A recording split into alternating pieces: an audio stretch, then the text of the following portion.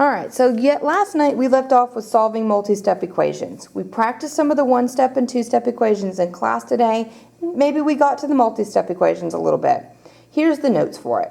Alright, so equations can get very complicated with many more steps than just two. To solve them, you just go one step at a time, looking at PEMDAS in reverse. So PEMDAS is parentheses, exponents, multiplication, division, addition, subtraction. So let's look at it in reverse. We're undoing it, so we're going backwards. So addition and subtraction is what you undo first. Then you undo any multiplication and division. Then you undo exponents. Then you undo parentheses. That's the last thing that you do. Okay?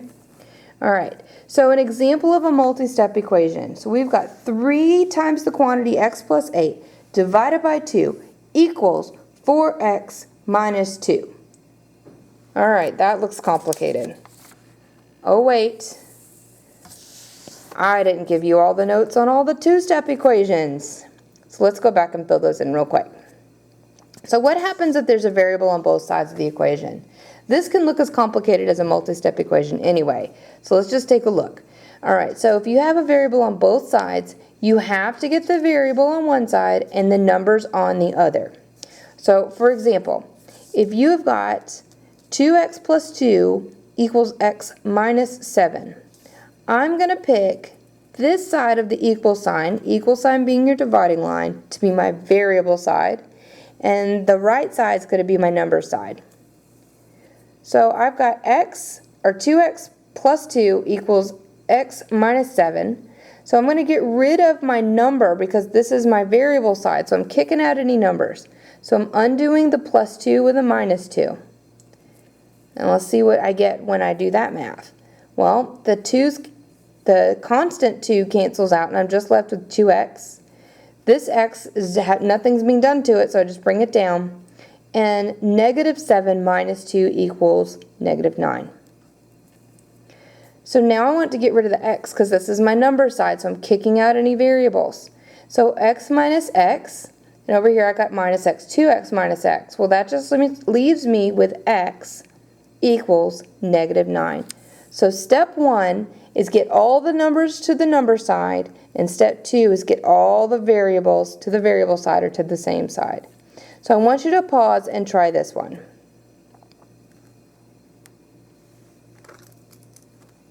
If you paused it, what you did is you said, I want this to be my variable side and I want this to be my number side.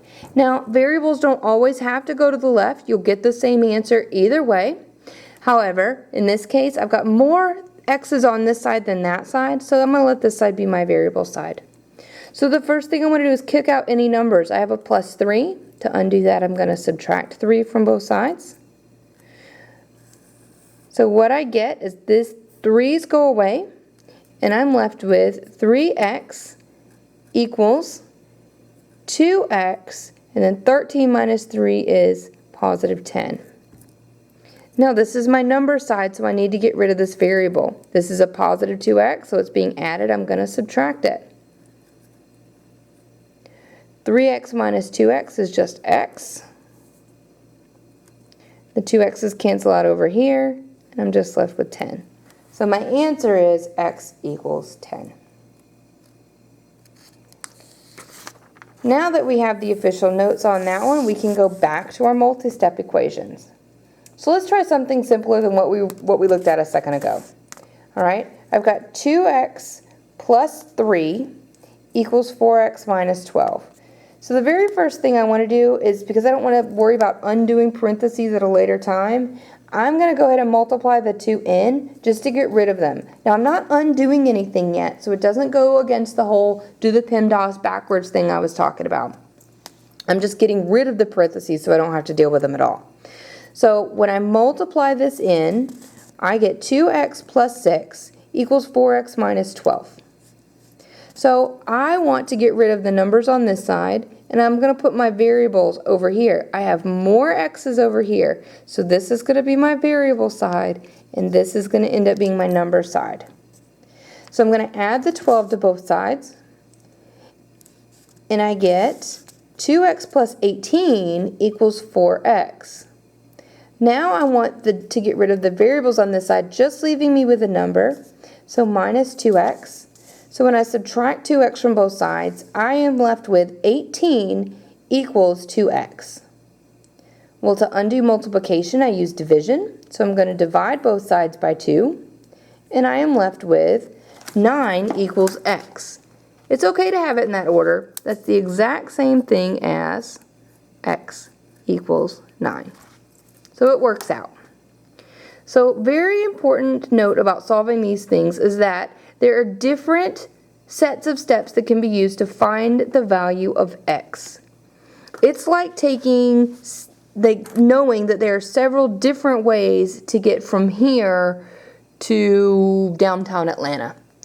You could take the major highways, you could take back roads. It's a lot of different ways to do it, but you end up in the exact same place. So please understand that you could work the problem in a different set of steps and still come up with the same answer.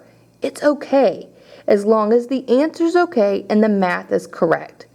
There will be times you'll do it differently and the math is wrong, but you still manage to somehow end up with the exact same answer. That's just luck. I will be looking at the math and I want to make sure the math is correct as well.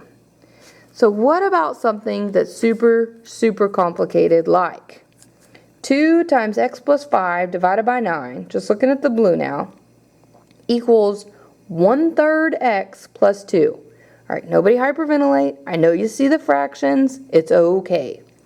The very first thing I'm going to undo is this division right here by multiplying both sides by 9.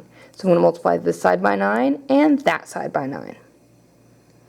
When I multiply this side by 9, the purpose of it's to get rid of it, so it just cancels out, leaving me with 2 times x plus 5.